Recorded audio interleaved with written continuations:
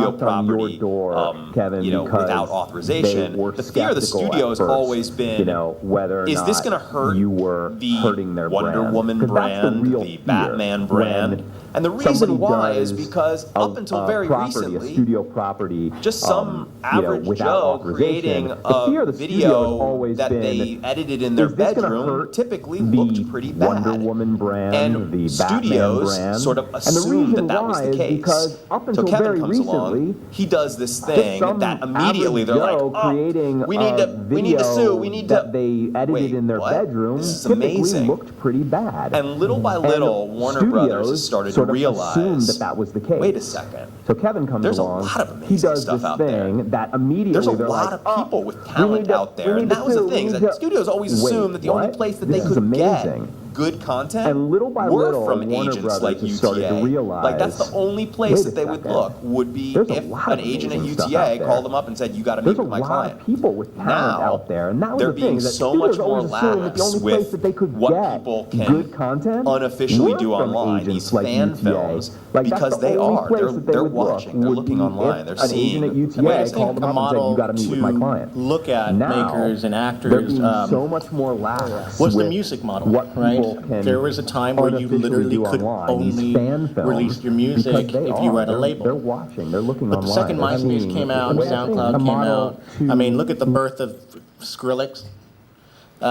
Came from putting an album on SoundCloud, right? And then now look at him, right? Justin Bieber was born off of YouTube. A lot of people actually forget that, you know?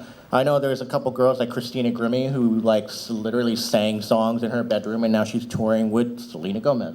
So it happened in music already, and it's just kind of a standard. I do think that it's totally shifting towards, you were just at VidCon, and it was crazy, right? Crazy. It was like the Beatles were in town. Yeah. So it's all moving towards filmmakers and actors and content creators, I think. And it's going to happen now that it's snowballing. I think it's just going to happen a lot faster.